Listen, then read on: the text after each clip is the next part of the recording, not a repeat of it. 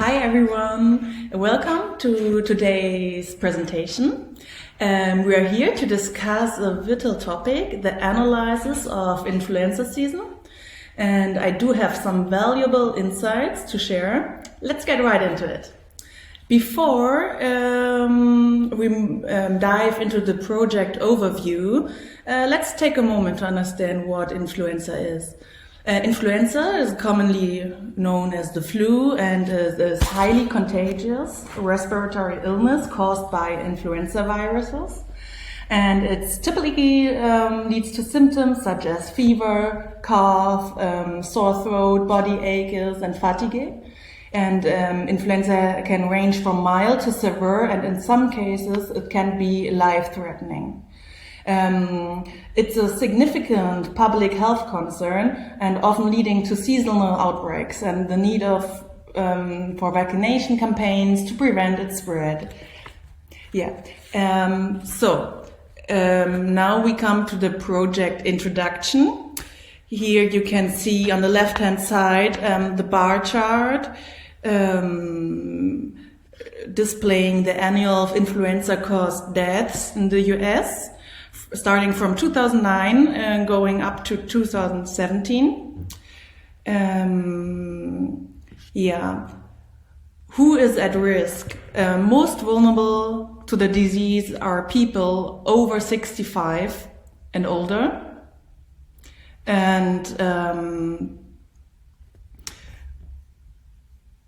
what is this project about? So this project is about to find out where to send staff, how many, and to which state.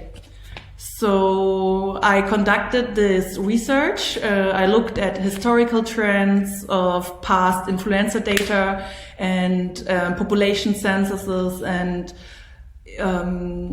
this analyzer should be a foundation to decide when to send how much staff.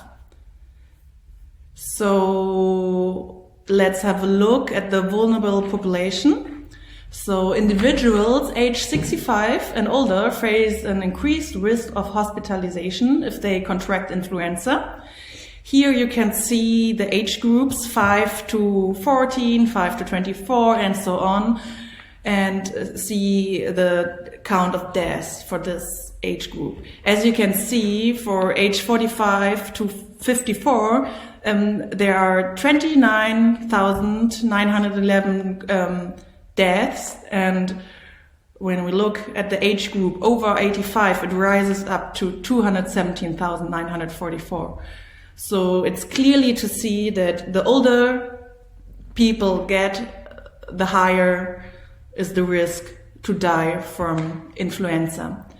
On the right-hand side, you can see another visualization, a bubble chart, where you can see the countries and the death rate over 65-year-old individuals. And on the x-axis, you can see the population older than 65 years. And it's clearly the older, the bigger the population over 65 years, the higher the amount of deaths for the same age group. It's interesting to see that, for example, South Dakota has a small old population, or I guess a small population at all, but it has a relative high death rate, like crude mortality rate. As you can see, it's 0.0004, and the same is about North Dakota. It's also 0.003. And if you compare it, for example, to California, which has the highest amount of deaths for people over 65, the crude mortality rate is 0.00015. So it's much less. Is there an influenza season? I can tell you, yes, it is. We heard it already in the introduction. But in which months do most of the influenza-caused deaths occur, and when is the season? So we look at the first visualization, the bar chart. It summarized the deaths by month from the years 2009 to 2017, and I accumulated here the months. So it starts from January 2009, 2010, January 2011, and so on. And yeah, you can see here that it's higher in months from January to March, maybe also until April. And then you can see that it decreases a bit until autumn, where it rises again. To have a closer look, I extracted 2 years, 2016 and 2017.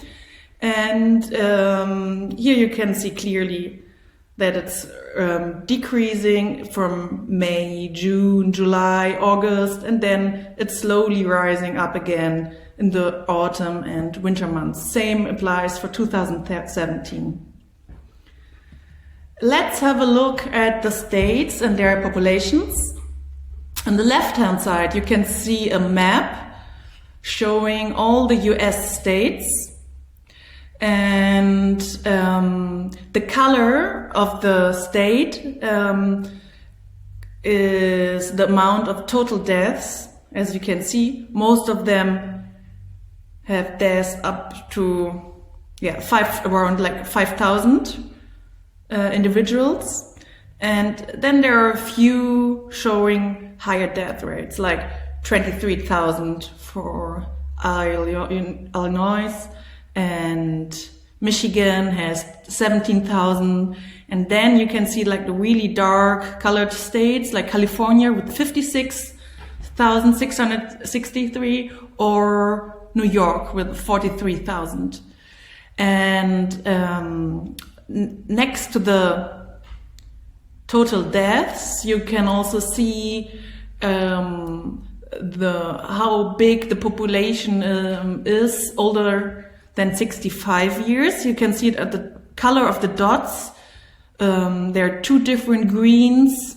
For example, this lighter green means that it's here in this bar. You can see it shows like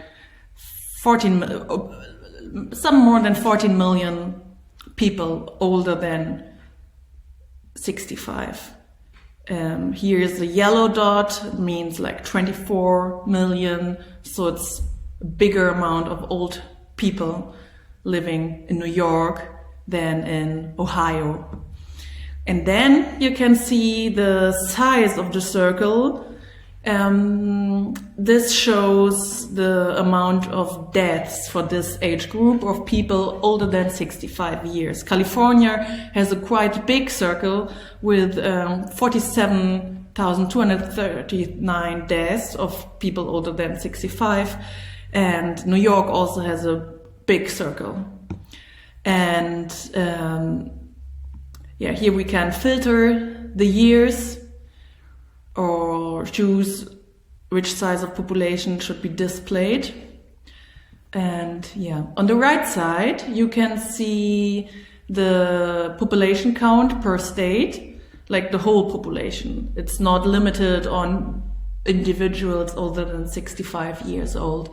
As you can see, California, Texas, New York, and Florida are the top four countries with the biggest population. And here you can see Texas, California, and New York have the highest amount of total deaths. And their circles means their death rate for people over 65 is quite big too.